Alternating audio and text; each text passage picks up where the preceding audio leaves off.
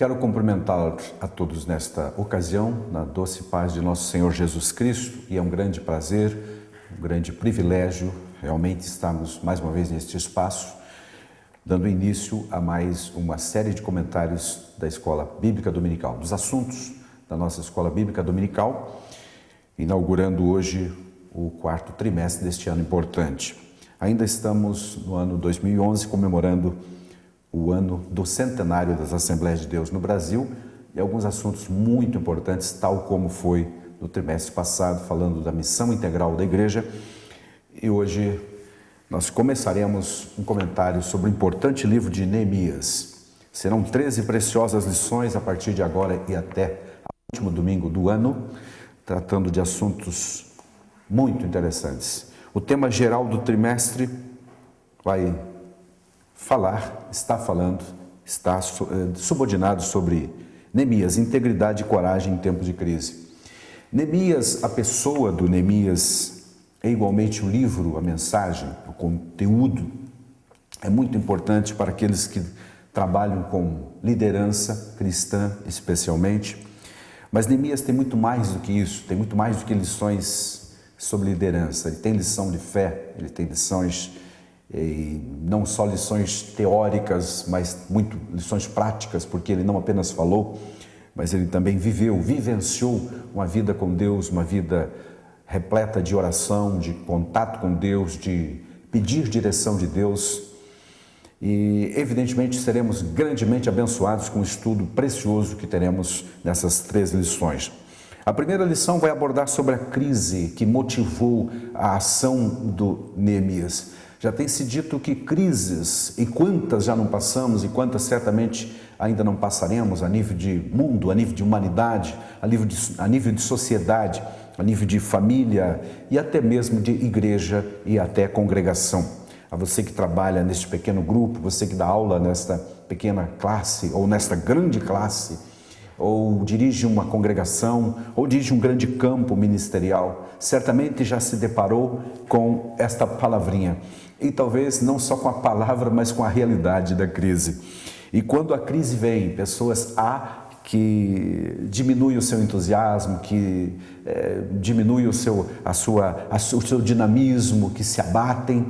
Mas há outros como Neemias, que é verdade, de início ele ficou triste, muito triste, visivelmente triste, perceptivelmente triste. Tanto é que o rei disse para ele: você está triste, e essa tristeza é muito mais profunda do que simplesmente algo externo. Você está triste e a tristeza é do coração. Então, a primeira lição falaremos um pouco deste início, deste impacto de uma notícia que recebeu sobre a situação em que se encontravam os habitantes de Jerusalém naquela ocasião. A crise, o título da lição 1 é Quando a crise mostra a sua face. E a face da crise às vezes é muito feia, realmente, assusta muita gente. Porém, há aqueles em todos os tempos que veem na crise oportunidades, como se diz hoje em aulas de liderança. É uma grande oportunidade para desenvolver grandes projetos, para a solução de problemas. E, aliás, a humanidade já tem provado isso na sua capacidade dada por Deus, que no momento de crise ela se supera, o ser humano se supera, cria, inventa coisas, situações e realmente resolve. Com a graça de Deus, muito melhor ainda, fica mais suave. É nosso desejo que na sequência dessas 13 preciosas lições sobre Neemias, você se sinta cada vez mais preparado para ser o professor que é, para ser o pregador que você é e ainda melhor, para melhorar de nível daquilo que você já alcançou, bem como a mim e a tantos quantos passarão por este espaço comentando essas lições preciosas. Quando a crise mostra sua face, é o tema de hoje, de Neemias, baseado no capítulo 1, nos primeiros momentos, primeiros contatos que temos com o livro de Neemias. Mas antes de prosseguir, crise, dizem os dicionários, significa momento crítico, momento decisivo, mas também significa situação aflitiva. E até é possível que muitos daqueles que nos ouvem e nos veem neste momento estejam passando por crises existenciais, crises pessoais, como eu já disse, crises familiares, crise financeira, crise econômica. Quantas crises Já não vimos, já não ouvimos, já não participamos, mas também quantas delas já não vencemos. Glória a Deus. E se você está no meio de uma delas, certamente o estudo de Neemias vai te ajudar de alguma forma a solucionar. Certamente Deus está neste negócio e vai nos conduzir com certeza. Muito bem, o versículo 3 do capítulo 1 é o nosso texto áureo e diz o seguinte: E disseram-me os restantes que não foram levados para o cativeiro, lá na província, estão em grande miséria e desprezo. Isso era um item que compunha aquele momento de crise em Jerusalém para com os habitantes de lá. Miséria e desprezo. Desprezo em relação aos países ou às nações ao redor ou às outras províncias, porque na verdade o mundo estava sendo liderado naquele momento da história pelos medo-persas e tinham se tornado um grande império com 120 províncias ou 127, segundo alguns, por todo o mundo. Consequentemente, a Palestina era uma dessas províncias e os habitantes estavam em miséria, miséria material, miséria econômica, miséria também no sentido moral, certamente e até espiritual.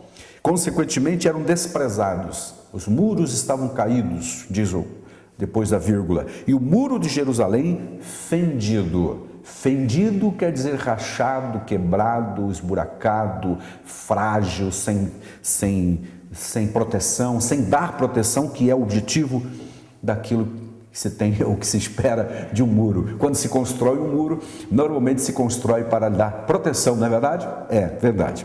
Para dar proteção para quem está dentro dele e proteger dos que estão do lado externo. As portas também queimadas a fogo. Então esse é o retrato falado que trouxeram para Jeremias. Não vivíamos o tempo digital, não vivíamos o tempo que temos hoje, senão esses rapazes que vieram nessa comissão voltando de Jerusalém trariam certamente muitas fotos, trariam filmes, trariam alguns digitais lá, algumas informações, ou então mandariam instantaneamente, como é o caso de hoje, mas como não havia, fizeram um retrato falado da situação. E a situação dizia que estava em grande miséria, desprezo, muro fendido e portas queimadas a fogo.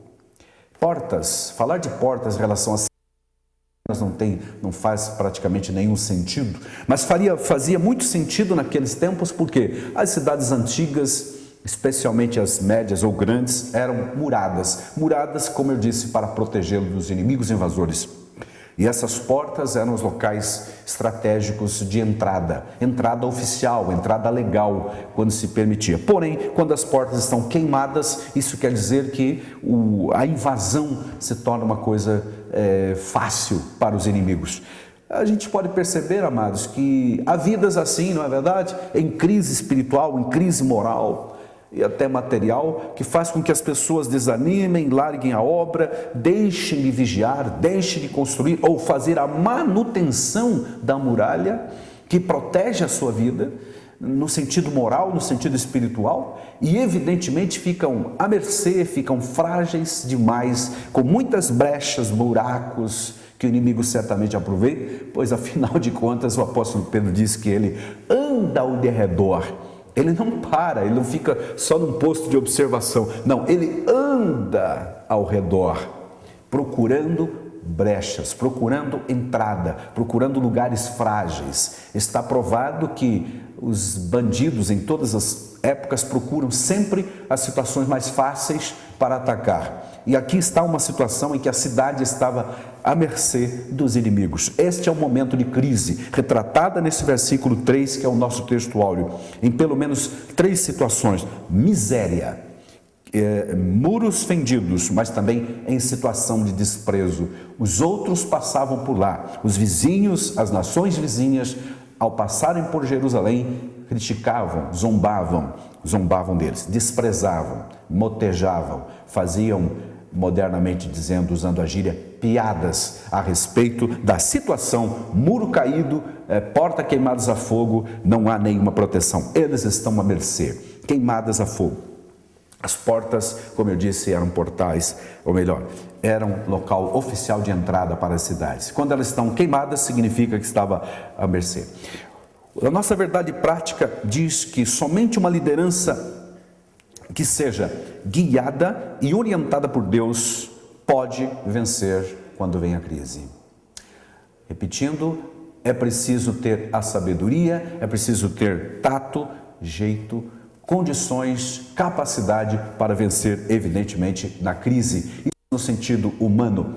Quando nós temos Deus, então, eu já disse isso e vou repetir, as coisas ficam mais fáceis, com toda certeza. Tendo a unção de Deus e a direção de Deus, o problema, por mais difícil que seja, a crise, por mais aguda que ela pareça ser, ela será sempre uma oportunidade de alçar talvez maiores voos. Seja isso talvez o que Deus esteja planejando para a sua vida hoje e a partir de agora, no estudo dessas preciosas lições desse trimestre. O capítulo 1, que serve de leitura base, texto para leitura em classe, que nós chamamos na nossa escola dominical, está no capítulo 1, verso 1 a 7. E diz assim, que é uma introdução também ao livro de Neemias. As palavras de Neemias, filho de Acalias. Sucedeu no mês de Quisleu, no ano 20º, estando eu em Suzã, a fortaleza, que veio Hanani, um de meus irmãos, ele e alguns de Judá. Perguntei-lhes pelos judeus que escaparam e que restaram do cativeiro e acerca de Jerusalém. E disseram-me, os restantes, aí vem o versículo 3, que é o nosso texto áureo, estão lá na província em grande miséria, estão em desprezo, os muros estão fendidos e as portas estão queimadas. Esse, como eu disse, é o retrato da crise daquele momento. E sucedeu o que? Verso 4. Ouvindo eu estas palavras, tomando conhecimento da situação, assentei-me e chorei. Então, é um primeiro momento, primeira consequência, primeiro impacto da notícia é o Neemias sentar e chorar. Aparentemente ele não vai fazer nada. Aparentemente, como muitas pessoas hoje, ao ouvir uma notícia trágica, de momento de crise, de algum parente, de alguma situação, de alguma igreja, de algum ministério, de alguma vida, eles sentam e choram. Ele diz ainda que lamentou por alguns dias e esteve jejuando e orando perante o Deus dos céus. Bom, aí a coisa começa a mudar de figura. Ele não apenas se assentou, ele não apenas chorou, ele não apenas fez um lamento prolongado, mas ele orou. Amém? Orou, orando perante o Deus dos céus. Esse tempo que ele passou lamentando, ele não apenas chorava a miséria, a crise, mas falava com Deus, que é aquele que pode capacitar e pôde capacitar e ainda pode nos capacitar à resolução das crises. Que assim seja contigo que me ouve neste momento e me vê. E disse, na oração aí nós temos a partir do versículo 5, conteúdo, pelo menos uma parte do conteúdo da sua oração. Senhor Deus dos céus, Deus grande e terrível, que guardas o conserto e a benignidade para com aqueles que guardam também os teus mandamentos. Verso 6 ainda é a continuação da sua oração. Verso 7 também, ainda, ele recorda a aliança desde os tempos de Moisés, aliança fiel que Deus fez com seu povo. E como o nosso espaço não é muito grande, eu quero dar pelo menos uma pincelada rápida no roteiro da lição que nós temos como comentário aqui do pastor Elinaldo. Amados, esta é a situação. Ele recebeu a notícia da crise e, como muitos de nós, ficou triste. O primeiro tópico da lição fala da crise especificamente, uma espécie de uma história do momento histórico em que vivia a cidade de Jerusalém. O tópico 1 fala da crise em Jerusalém e os antecedentes históricos. Por que chegaram àquela crise? Por que chegaram àquela situação tão difícil, tão deplorável, em que os muros estão fendidos, em que as portas estão queimadas, o povo está em desprezo e miséria? Como chegaram a isso?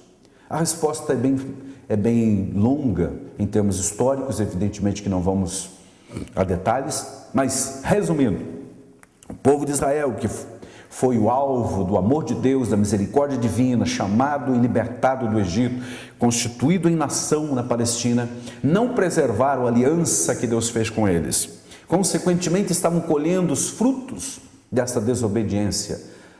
Depois de alguns anos plantados, como diz a Bíblia, na sua nação, cada família estabelecida com um pedaço de terra, em todos os sentidos, acomodados, vamos dizer assim, por Deus, assentados na nova terra, eles continuaram em desobediência. Primeiro indício de pecado foi, após a morte de Salomão, o reino rachar, ou seja, 10 tribos para um lado, mais 2 tribos para o outro lado. Isso já era uma consequência drástica e não era isso que Deus queria. Mas também não demorou muito. Em questão de mais ou menos uns 200 anos após o reino ter rachado, o reino do norte foi levado ao cativeiro pela Assíria, poderosa Assíria de então. E também, questão de uns 100 anos depois, Judá, o reino do sul, igualmente foi levado para o cativeiro. E aí nós começamos a chegar no momento em que Neemias escreveu.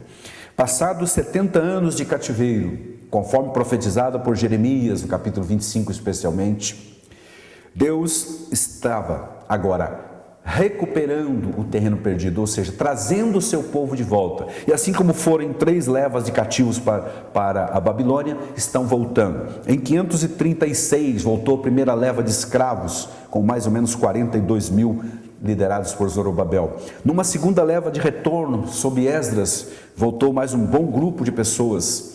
E o Neemias está no terceiro grupo, em 445 depois de Cristo. Mas antes de ele liderar esse grupo, ele passou por esse momento de crise.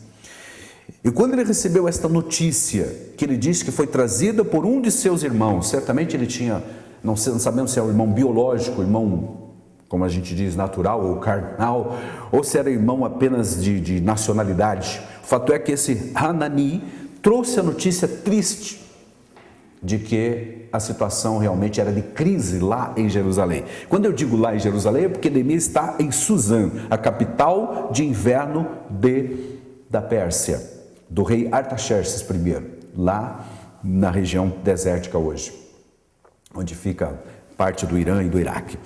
Essa distância, amados, em termos geográficos, tem mais de 1.000 quilômetros, talvez 1.200 quilômetros naquela época, pela estrada oficial para chegar na Palestina. A distância é longa, as notícias para percorrer esse trecho, esse espaço geográfico era muito demorado, meses para chegar lá. Não havia, só recordando, telefone, celular, internet, absolutamente nada. Então, quando Hanani chegou, ou quando a comitiva chegou, trouxe essa notícia e eles estavam ansiosos. Neemias quis ouvir, mas se interessou. E eu vou terminar as minhas palavras hoje, evidentemente devido ao nosso espaço do tempo, lembrando uma coisa interessante, que sempre me tocou ao ler o livro de Neemias.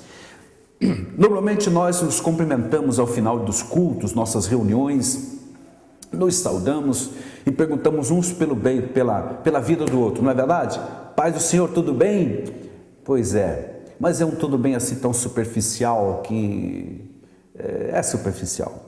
Primeiro porque nós não podemos ir a fundo e nem resolver, e também não vou dizer que se está ou não tudo bem, porque sei que o outro também não vai fazer muita coisa, infelizmente.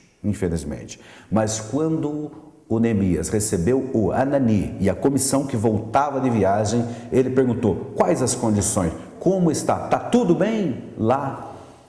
E o Hanani, junto com seus colegas de viagem, começaram a descrever a situação. E o que me tocou sempre foi que o Neemias não ficou, é verdade que ele ficou triste, sentou, chorou, lamentou, etc. Mas com entusiasmo interior, melhor, não é bem entusiasmo, mas a motivação interior de fazer alguma coisa. Ele não apenas queria saber por curiosidade, tá tudo bem, vamos orar e tá tudo bem. Não, ele realmente perguntou como vão os meus conterrâneos lá e tensionou ajudá-los, que é o que Deus espera de cada um de nós. Não apenas conhecer a situação, não apenas saber que alguém, ou que um grupo, ou que uma pessoa está em crise, está em dificuldade, mas querer ajudar. Isso faz a diferença. Esse é o grande ponto da liderança de Neemias, certamente. No momento da crise, aleluia. Ele ficou triste? É verdade, ficou triste, mas estava interessado em ajudar. E Deus o abençoou por isso. Então esse ponto 1 da lição, tópico 1, fala da crise, retratando a crise. O ponto 2 da lição fala do chamado de Neemias. Temos um pequeno item falando do seu quem era ele, sua pessoa, seu pai, o nome dele que significa Deus consola, e foi um grande consolo para Israel e Jerusalém, chamado por Deus, orando em tempos de crise, e depois encerramos falando da intercessão de Neemias. Tanto diante de Deus, o Deus do céu, que pode dar solução para todas as crises, se você está em crise, confie nele, aliás, mas também intercedendo junto ao rei, que era o poderoso Artaxerxes, que era o líder maior de todo o mundo de então, de uma grande potência, de um grande império. Que aprendamos no início, na abertura desse trimestre, a confiar em Deus no momento de crise. Ela nos abate, ela nos deixa triste, é verdade. Quem não fica triste ao saber que alguém da família, um parente, está em crise espiritual, às vezes moral, ou às vezes física, social. As crises têm várias situações, de várias nuances, mas qualquer que seja ela, Deus é o Deus que nos criou e nos conhece, diz o Salmo 103. Com essa nossa estrutura, e sabe que somos pó e sujeito a crises, mas é importante lembrar que Deus tem a solução. Vamos confiar nele, vamos interceder, vamos orar mais, aprender com Neemias que a vida de oração sempre valerá a pena. Que Deus te abençoe, que Deus continue te abençoando, querido professor, querido mestre, querido aluno da escola dominical. Grande abraço em Cristo Jesus. Amém.